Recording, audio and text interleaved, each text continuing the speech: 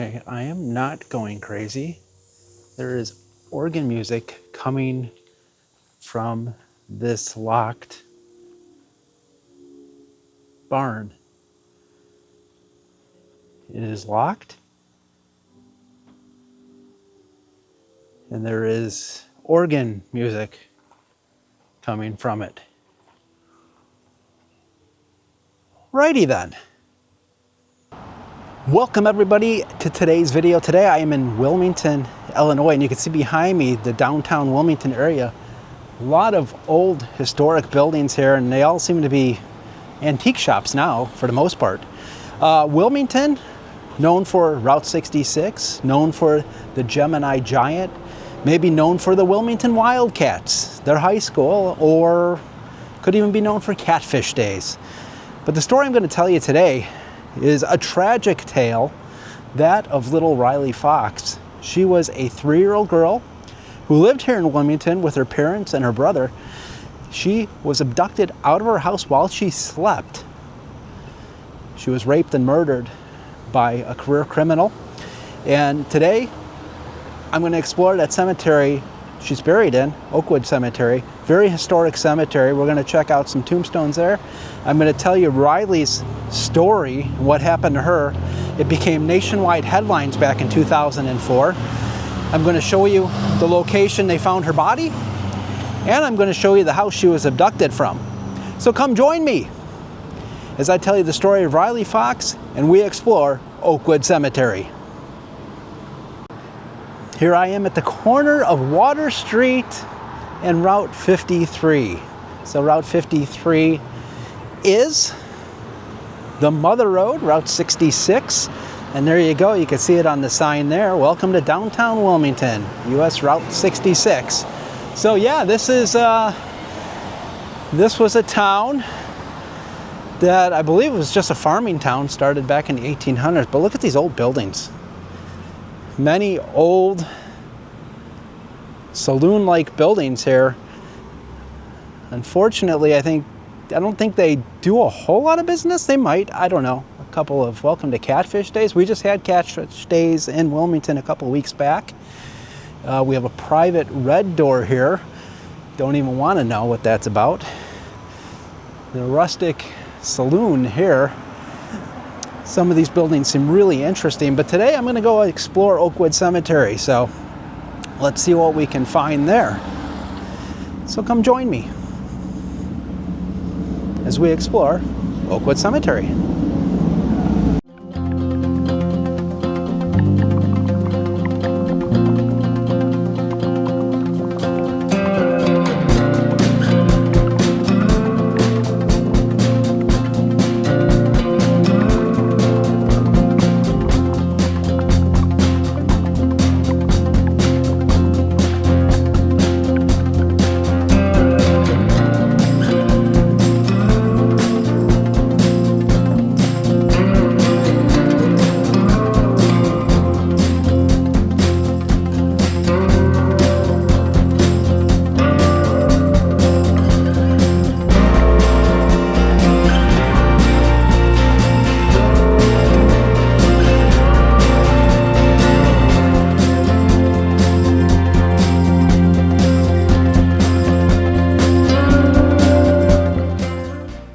Welcome everybody to another video.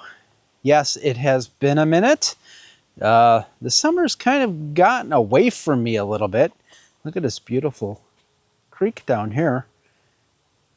Very nice. Yeah, hi there. Yeah, so the summer has gotten away from me a little bit. I been doing a lot of things this summer. Been trying to get into shape. I've been running more. Getting a little overweight there, and started running a little bit more, lost about 10 pounds so far this summer. So that's taken up a little more of my time trying to focus on my health. And unfortunately, the cost of that is less videos, but didn't forget about everyone here on my YouTube channel. So I'm out here today in Wilmington. Let me turn the camera around so you can actually see the cemetery, because you don't really want to see me. And the first thing I come upon a lot of graves here of people. It's the same type of tombstone, so I'm going to have to figure out what this is. There looks to be some kind of monument here. Laura Love, 1871, 1942. And these are going back, I see 1940s, 1950s. Let me see what's going on with this. Here we go. To the women of America whose loved ones gave service to their country on land and sea in memoriam, Augusta V. Stotz, Paris, Illinois, 1917. So very interesting. So this is the women of soldiers. I have never seen anything like this, to be honest with you. 1921, 1914. It's quite remarkable. It's a great idea. Never seen anything like that. And there's got to be over 100. Let me see if I can pan out here a little bit. Yeah, there's a lot of rows. We got 1, 2, 3, 4, 5, 6, 7, 8, 9 rows with probably 15 to 20 in each row. So the women of those men, or the wives of those men that served in the U.S. Armed Forces.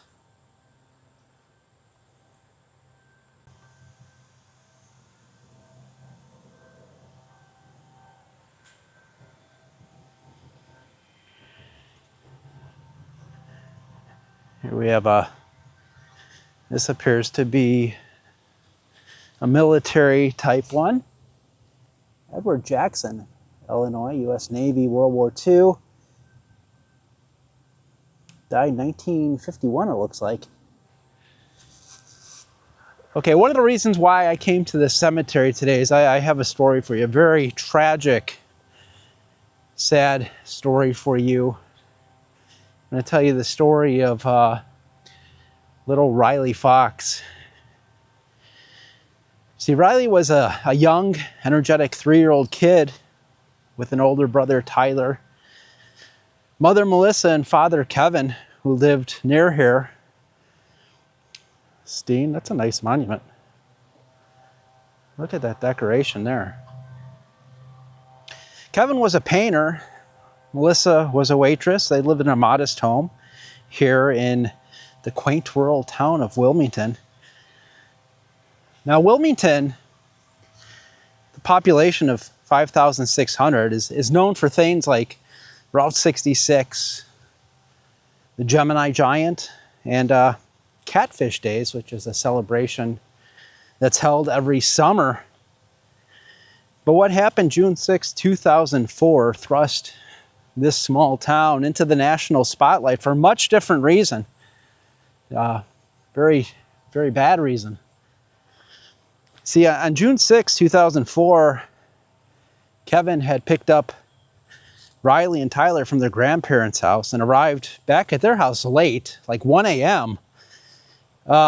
Melissa was away in Chicago to participate in some breast cancer awareness walks. She wasn't home, so it was just Kevin and the kids. And so they got home late, and the beds didn't have fresh sheets on them, and Kevin was tired, the kids were tired. So Kevin just told the kids, all right, go sleep on the couch, go sleep on the recliner in the living room, you know, that night. And we're not going to worry about putting sheets on your bed. And as we talk here, walk up here to the grave of little Riley Ann Fox. There she is. March 31st, 2001 to June 6, 2004. And there she is there, a little happy 3-year-old girl. So what happened is everyone went to bed. And in the morning, Tyler had come into Kevin's bedroom and said that Riley has gone missing. She wasn't on the couch and she wasn't in the house. So, of course, Kevin jumped out of bed, contacted, went outside, looked for her in the house, went outside, contacted the neighbors, nowhere to be seen. Then he got the police involved. And of course, in the eyes of law enforcement, as in a lot of these cases, the father's the first suspect, and in their eyes, he was guilty right away.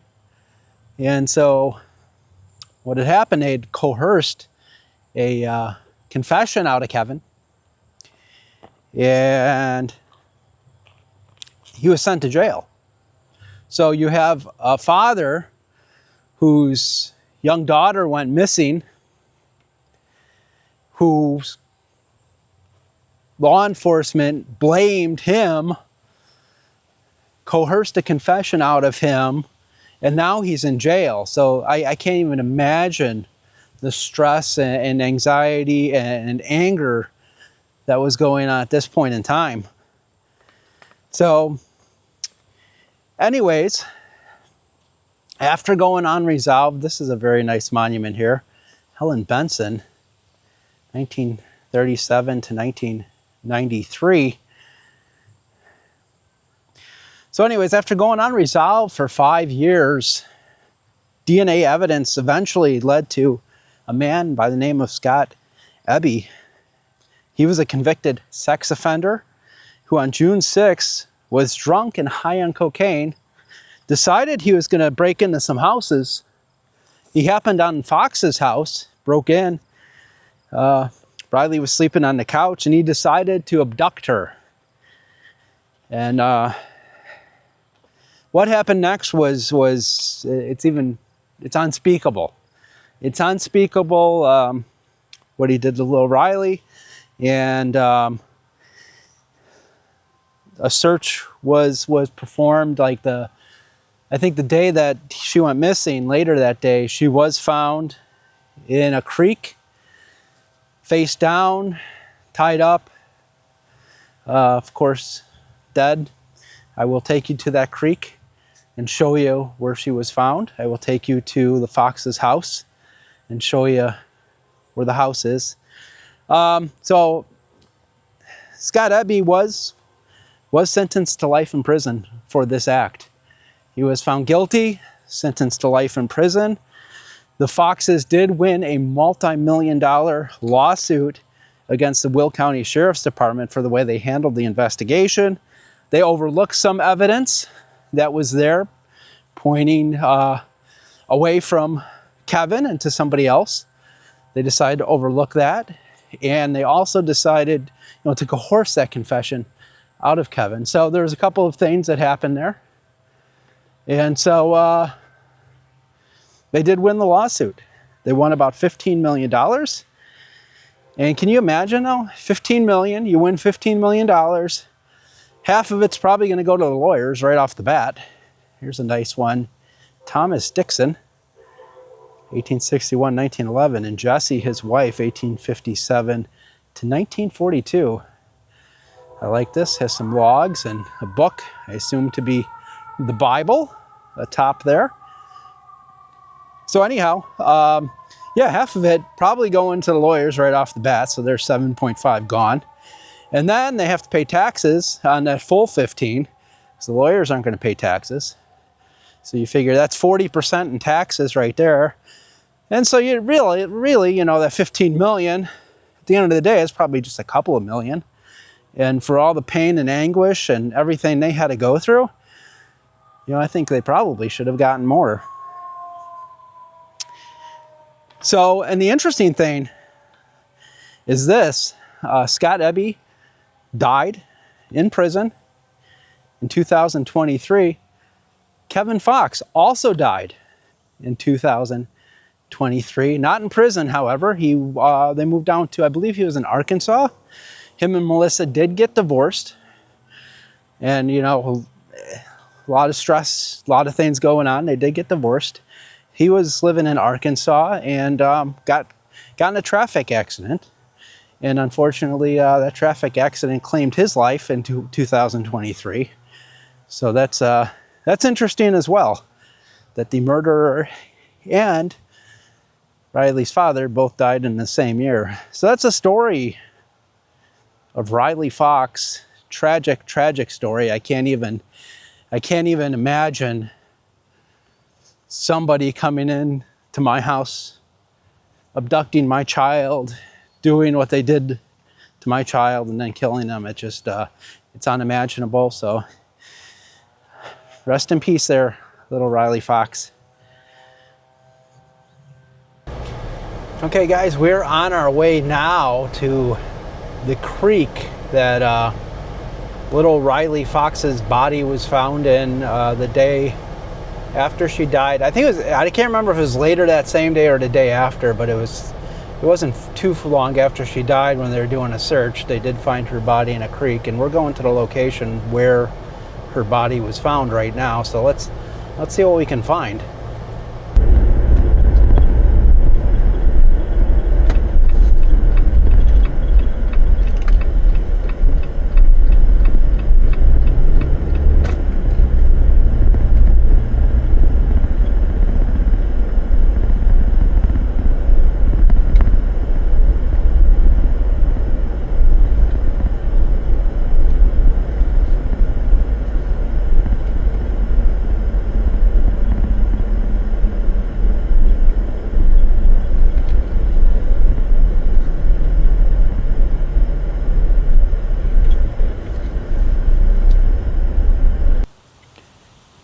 Okay guys, so at some point, probably in the middle of the night,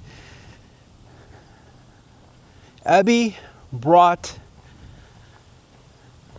Riley here. Again, I don't know if she was dead at that point or not. But at some point, it's dark out, took her down this trail.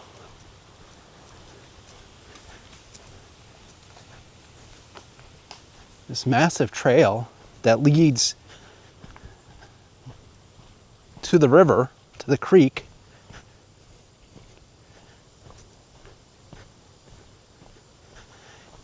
I just couldn't even imagine like a human being doing what he did. Like, it doesn't even register in my mind that there are people, monsters out there like that.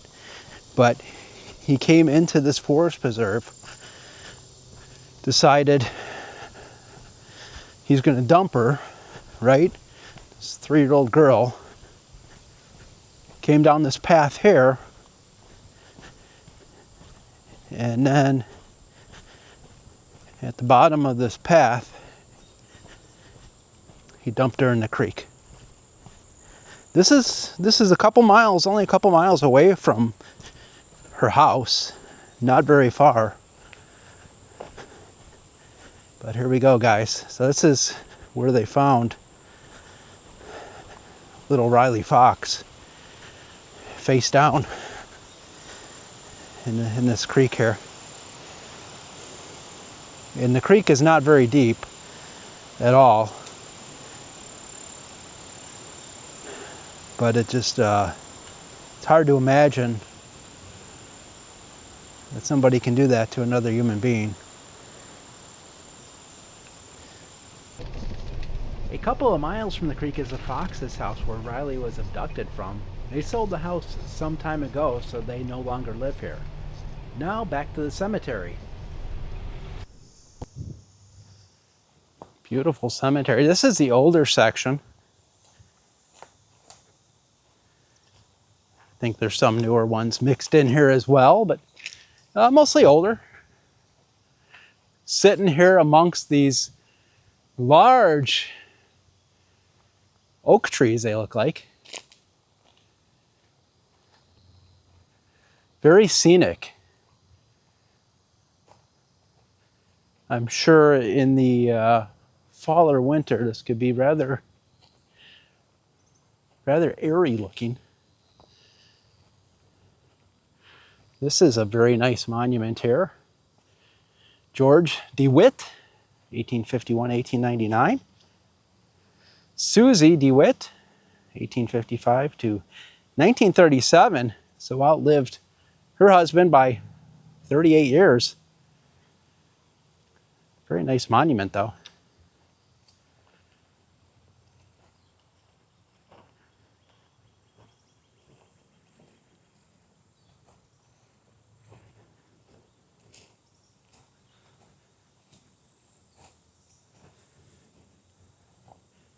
Can you imagine? Wilmington's primarily a small farming town, and not much here back in the days when these people were buried.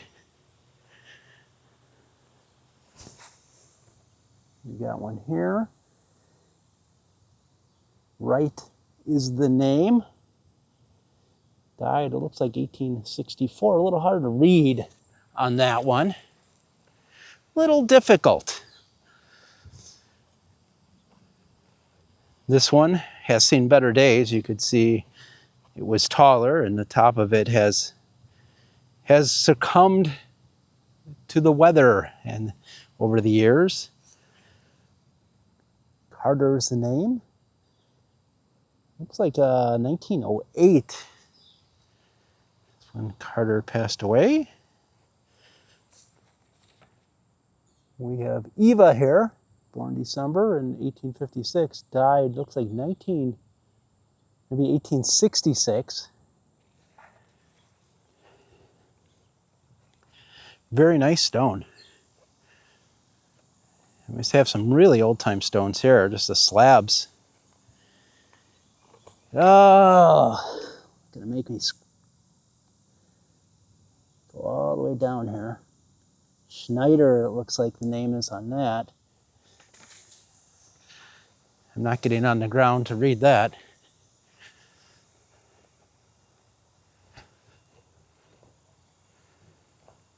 John Burton, I could read that one. At least the name on the top. The rest of it I really can't. No, I don't have my flashlight today. Didn't even think about it, actually. It's been so long since I've done a cemetery video. I didn't even think about bringing my flashlight. Talk about being out of it. Wow. Hannah's the name here. Consort of Franklin Mitchell. Died 1848. Age 32. That is a remarkably well intact stone. And you could see the crack here. There's a crack running down here that somebody fixed. I wonder if it actually broke in half. It looks like it did. They did a really nice job of fixing that.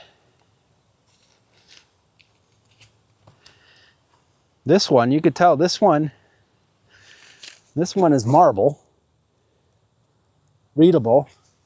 This one is not marble, probably sandstone. Not very readable, as a matter of fact. You could see it's ready to crack right off. So material does matter, especially in tombstones. It sure does matter.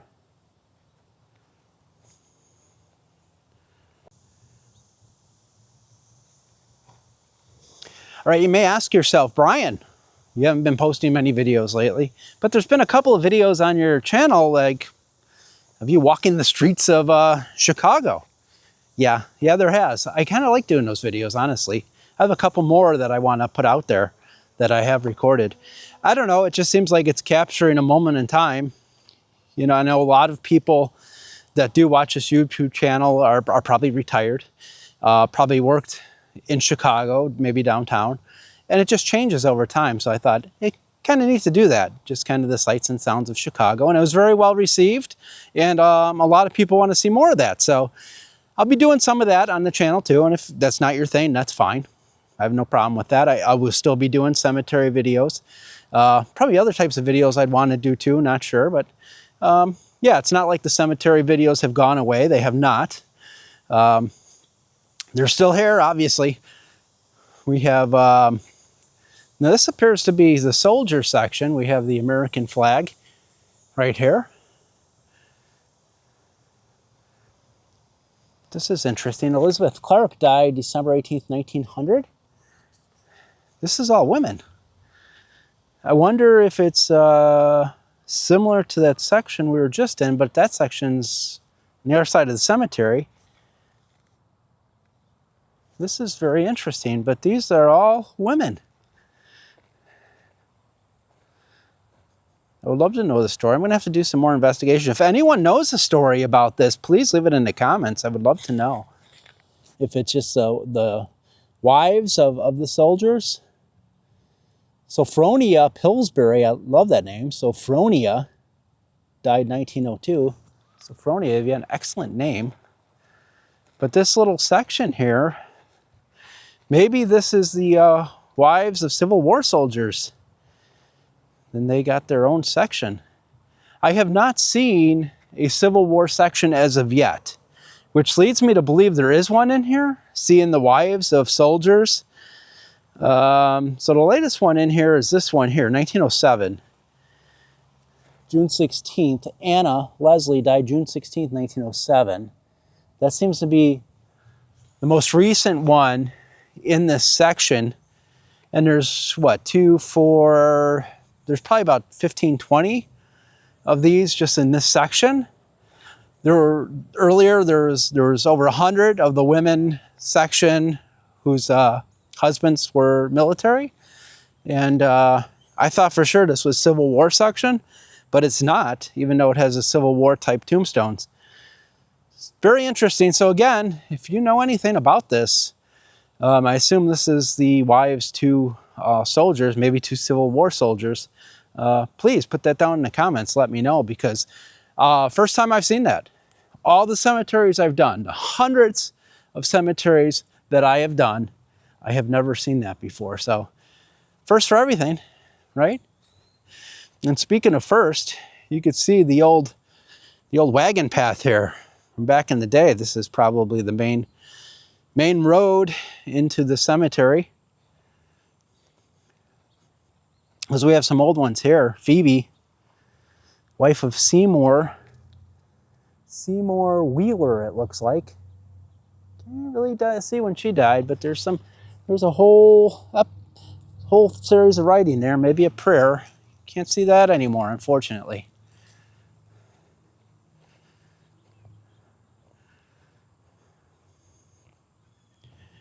Wow, these are really worn, really worn. And I'm sure if I had my flashlight, we could see these a little bit better. Absolutely, we could. There's another Wheeler. It looks like Mary Wheeler on that one. You get these old sandstone, limestone monuments, and they do weather. I'm going to go, this is on a hill, so I imagine this is the older part on top of the hill. Margaret here. All right, we have a concert going, it sounds like. I hear drums.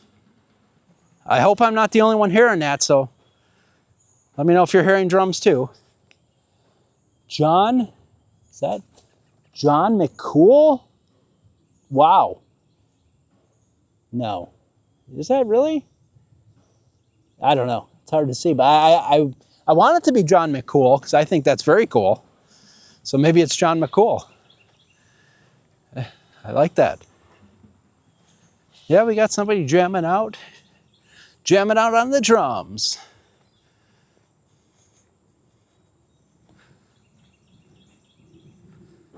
Because why not?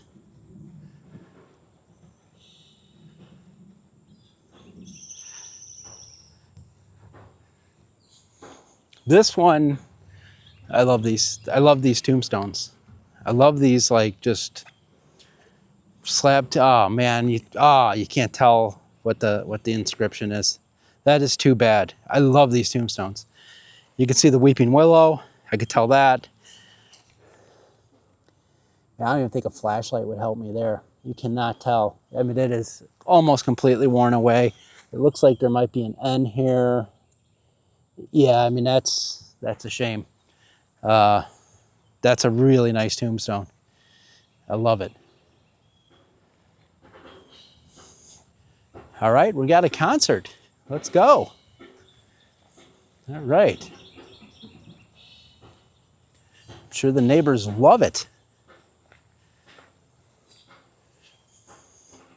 Look at this one here. It looks like the somebody had removed the leaves from around these and just brushed the leaves to the side.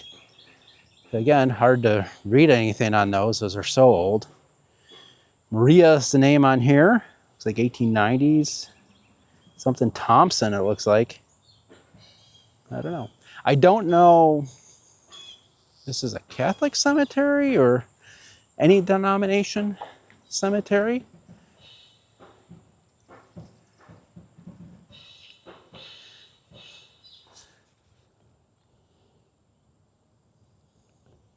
Again, some nice old monuments. This looks like an eagle.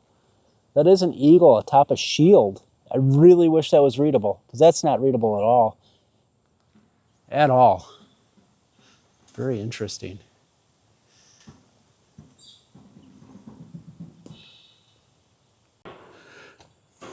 Ladies and gentlemen, it's Ringo Starr on the drums. I would say Neil Peart, but Ringo's still alive. All right. We got ourselves a tree stump. There had to be a tree stump in here, right? Father and mother, Thomas Barnes, Mary Hart. Beautiful tree stump. Somebody decided to put a little bench in here as well. Okay. It's kind of an interesting place for it. It's off to the side. Mary Ann, wife of I. Clute. Died 1886. Wonder what happened to the top part of this. I wonder if there's a ravine right behind this. There's a huge drop off. Wonder if it ended up down there somehow, some way. Those things happen. All right, so we have Stewart here. Look at this. A nice tall obelisk. Stewart's the name. Colonel Peter Stewart. Very nice. And then it has this. I don't know what, anyone knows what this means? I've never seen this before in a cemetery either. Looks like a cross, but it looks like flames on either side of it. So not 100% sure what that means. Actually, I'm not even 1% sure what that means. So go figure. If George Stewart died at 62 in 1894. This is Colonel Peter Stewart. Died 1868 at 65.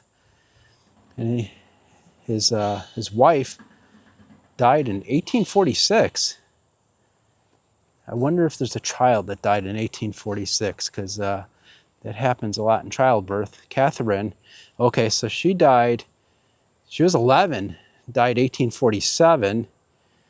And then we have Minerva, who died in 1847. So one died in August, Catherine died in October, and here we go. Here we go. Twin daughters died September 16th, 1846. Children of Peter and Elizabeth Stewart. So September 18th is when Elizabeth died, and the children died. This says September 16th. So the children died while she was giving birth, and then complications from birth lead me to believe she died 2 days later. So yeah, that makes sense. So she died, and then the next year, Minerva died in August, and Catherine died in October. Leads me to believe there was some cholera or some kind of disease that went through the family. So what a tragic couple of years. He lost his wife and 4 children. That is just, that's not good at all. Very sad. It was a tough time back then. And we have more from the Stewart plot here. Annie McIntyre, wife of M.N.M. Stewart, not to be confused with Eminem the rapper. December 21st, 1886. Stewart plot here.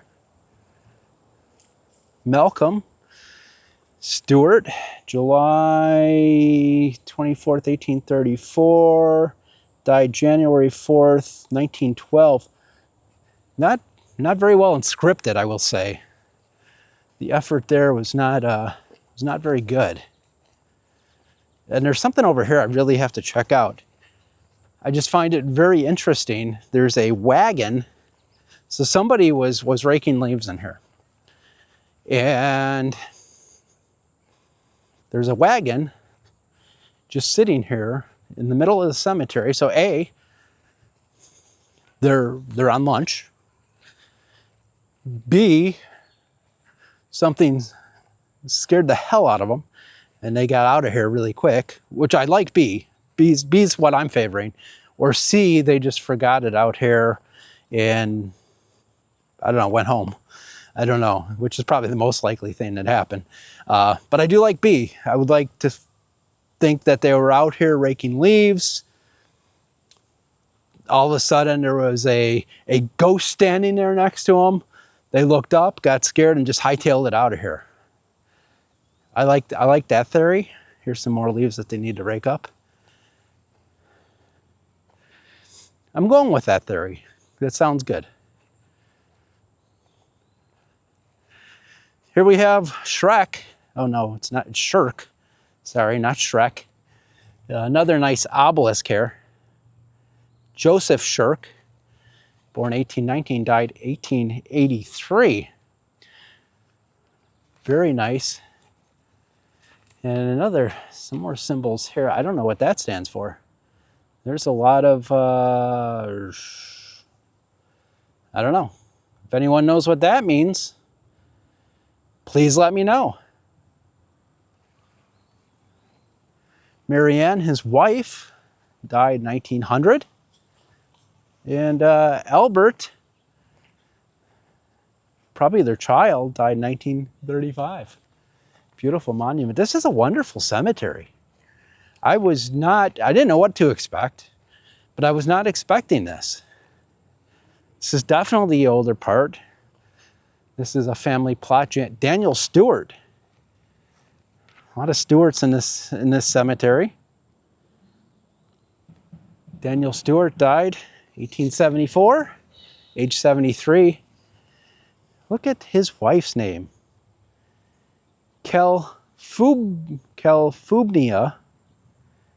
That is amazing.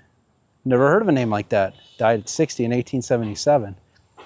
Their infant son died in 1836, it looks like. Ooh, I just got bit by a bug. Right in the ankle. Samuel died 1845. So, had some children that died young. I'm getting out of these high weeds.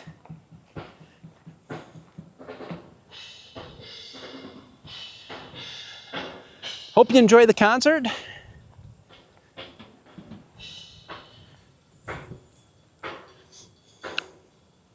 You know, I do play drums, but I did all my neighbors a favor and I got an electronic drum kit, which are rubber pads, so you can play it in the same room as somebody and they'll hear it, but not nearly this loud. Eliza J. Brickerton, wife of J.R. Brickerton. And then next to it is Ellen, wife of somebody Hitchcock, died 1851.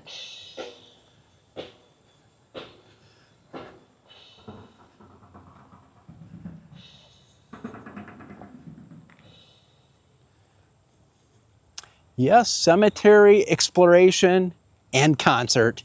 Come on now. Could you ask for anything more than that? Hun Richard Warner, May 13th, 1798, died in 1859. Eliza, his wife, died 1880. I love this, though. This is a wonderful tombstone. I mean, this thing's 6 inches thick. That is not going anywhere, although there is a crack in it. So maybe it will go somewhere. I don't know. I hope not. Don't want it to go anywhere. A nice obelisk.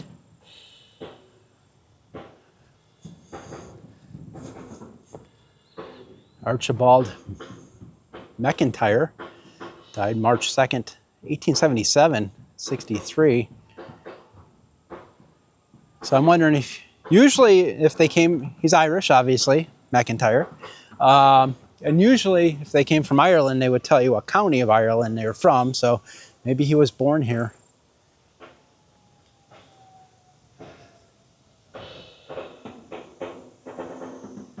Very nice. And here's the tallest obelisk in the cemetery. This one's a good 30 feet tall. Whiten is the name. Got John Whiten, son of Andrew and Janet, 1823 to 1893. James, another son, died 1901. So it seems like they were able to grow into adulthood, which is good and rare. Mary, daughter of Andrew and Janet, 1852. So she made it to adulthood. And here's Andrew. He was born in Scotland. Sorry, that was terrible. Died 1890, and his wife, Janet McPhee Whiten, born in Glasgow. Died 1896, so they must have been pretty prominent around here to be able to afford that type of monument. I mean, this is just a farming town, so they must have had some kind of money to be able to do that. I love this cemetery.